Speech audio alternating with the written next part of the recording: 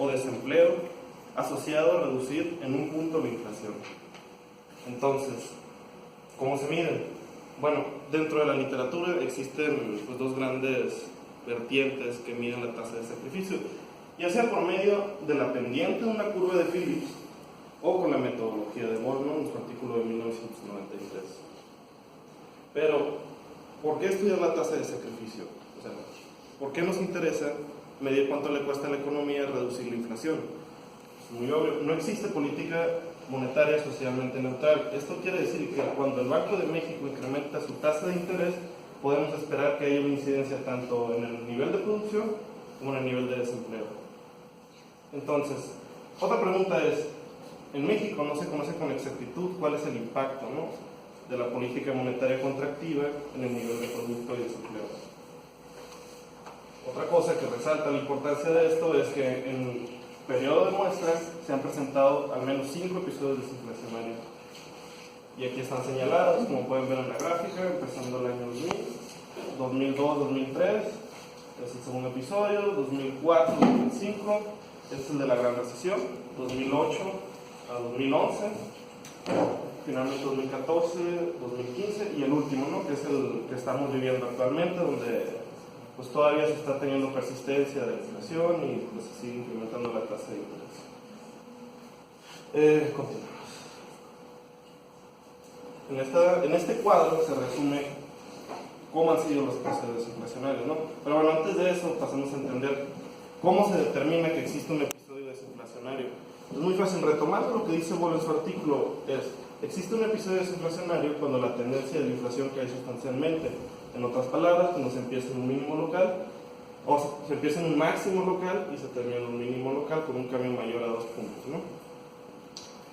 Y bueno, bajo este criterio se encuentran estos 6 episodios desinflacionarios, en donde pues tenemos su duración, que es la columna número 4, el nivel inicial de la inflación, en la columna número 5, después el nivel final de la inflación, después de la política monetaria contractiva, el cambio en la tasa de interés nominal, y la tasa de interés real medida como la tasa de interés nominal menos la inflación, ¿no?, para cada periodo T. Después, en la columna número 10, tenemos el cociente que mide la eficiencia con la que ha actuado la política monetaria a lo largo de la muestra. Entonces, lo que nos estaría diciendo es, por cada cambio de 1 de la tasa de interés real, ¿cuánto cambio en inflación se ha generado, no? Entonces tenemos, para el primer periodo fue más que proporcional, poco más que proporcional, pero su eficiencia fue cayendo, ¿no? Esto se puede explicar por el manejo de la tasa de interés. Se asocia más que nada a que el objetivo operacional con el que incidían en la tasa de interés nominal era el corto. Después de eso, ya en 2008, se empieza a adoptar la tasa de fondeo bancario, que es la tasa de referencia como la conocemos hoy. O sea, actualmente inciden directamente en la tasa de interés y ya no necesitan actuar con la liquidez del sistema para moverse, ¿no? Entonces, los resultados que ha tenido esta política de tasa de referencia es que ha incrementado bastante la eficiencia de la política monetaria, incluso nos ubicamos en una eficiencia mucho mayor que en el inicio del periodo. Después la columna número 11 nos muestra las desviaciones del desempleo observado con respecto a su nivel natural o potencial, ¿no? Y a esta tasa se le conoce como la que no acelera la inflación. Lo que nos está diciendo es qué tantas desviaciones del desempleo observado se han generado durante cada episodio desinflacionario, ¿no? Lo que esperaríamos es que al momento de contraer la actividad económica, las desviaciones sean positivas. Esto quiere decir que el desempleo sea mucho mayor al que tiene la capacidad de la economía para absorber, ¿no? Y bueno, tenemos el primer episodio, que como se ve ha sido el más largo, pero que menos costo ha tenido la economía, ¿no? Al igual que el número 3. Esto quiere decir que hubo ganancias del nivel de empleo, contrario a lo que se hubiera esperado de una política monetaria contractiva. A partir de ahí, podemos destacar que en el episodio de la Gran Recesión, pues es el que ha sido más costoso para la economía y uno de los más largos también. Entonces, para continuar, esto es simplemente para analizar cómo se ha comportado cada episodio y entender que en cada uno de ellos ha habido particularidades y no se han presentado pues, generalidades, ¿no?, que hay que resaltar. Para eso, ahora sí vamos a pasar a analizar cómo se mide la tasa de sacrificio. Bueno, Boole en su artículo lo presenta en términos de producto. Entonces, este sería el producto observado menos su potencial normalizado entre el producto potencial, ¿no? Entre la diferencia de la inflación. Lo que nos estaría indicando esto es lo que dije al principio. ¿Qué tanto un cambio de 1 de la inflación genera en términos de brecha de producto? Nosotros lo adaptamos para verlo en términos de desempleo. Aquí no hay necesidad de normalizar porque pues esto ya es un porcentaje, ¿no? Después, en este artículo lo que se utilizó fue una curva de Phillips para estimar esta tasa de sacrificio. Y como dijimos, puede ser la pendiente de la curva de Phillips la que nos diga cuál es el trade-off entre inflación y crecimiento o desempleo. Para este caso vamos a utilizar el número 2 para converger los criterios y que sean comparables. Ok, esta es la estimación, ¿no? Se utilizó mínimos cuadrados ordinarios porque las series eran integradas de orden 0, o sea, no tenían raíz unitaria.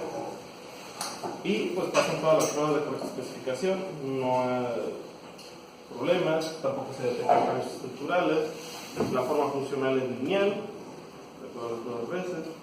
Entonces, lo que tendríamos, ¿no? Es, para este caso, cuando existe una inflación estable, la tasa de sacrificio sería de menos 0.3 puntos, ¿no? De desempleo. Esto quiere decir que bueno, lo vamos a retomar un poco más adelante. La variable DUMI, le explico un poco, es para capturar los efectos de episodios inflacionarios, básicamente outliers, para que pues, el modelo sea correcto. Bueno, una vez graficando la curva de Phillips como tal, tenemos este punto, ¿no? Que es muy interesante y muy importante de acuerdo a la teoría, porque lo que nos estaría diciendo es que existe un equilibrio de mediano plazo en donde si no existe brecha de desempleo o si no existe desviaciones de su nivel potencial, la inflación no se acelera para el periodo, ¿no? Algo que hay que resaltar es, no se encontró una relación significativa entre la brecha de desempleo y la aceleración de la inflación hasta 2002 Q1. Esto lo asociamos a la adopción del enfoque de objetivos de inflación, por lo que pues, la política monetaria se ha vuelto mucho más eficiente y correcta, porque existe un equilibrio de mediano plazo al cual va a converger. Entonces, continuamos, ¿no? Este cuadro es simplemente estas dos partes, lo que nos estarían indicando es, bueno, cuando existe ya un episodio desinflacionario, es muy sencillo y mucho menos costoso seguir empujando la inflación hacia abajo, ¿no? Comparado, como podemos ver, la tasa de sacrificio durante episodios desinflacionarios contra la tasa de sacrificio comparada en episodios desinflacionarios. La que nos interesa es cuando la inflación es estable. O sea, este es el parámetro estructural para todo el periodo. O sea, en promedio lo que nos ha costado a la economía reducir en un punto de inflación ha sido una desviación de 0.32 en términos de desempleo observado por desempleo natural. Ok, como dije anteriormente, la curva de Phillips es lineal, es una característica muy importante. Si recuerdan el cuadro que vimos al principio, puse nivel inicial de la inflación, el cambio en la magnitud de la tasa de interés y pues la duración. Boole plantea que esos pueden ser factores que afecten el trade-off entre desempleo e inflación, pero dada que la curva de Phillips es lineal, el trade-off ha sido constante para todo el periodo, entonces ni el nivel inicial de la inflación ni la duración de los episodios van a afectar el costo, ¿no?, desinflacionario. Los parámetros no presentaron cambios estructurales, entonces los choques que han existido durante todo el periodo no han afectado la relación que existe entre estas dos variables. Incluso se puede argumentar que la política monetaria ha sido correcta porque no ha incidido sobre la relación que guarda el mercado de trabajo con la inflación, ¿no?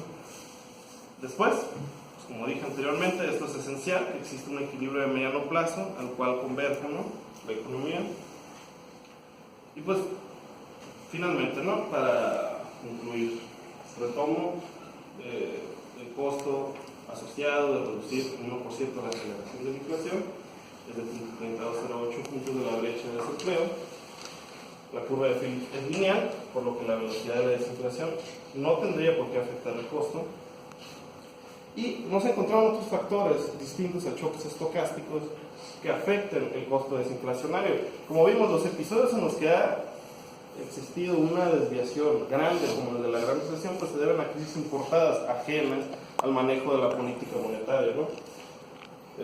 En este sentido, también encontramos que las pérdidas generadas por política monetaria han sido transitorias, porque una vez que se genera una desviación del equilibrio de mediano plazo, la política monetaria por sí misma va a tender a provocar que se ubique en su nivel natural para evitar que haya perturbaciones, ¿no?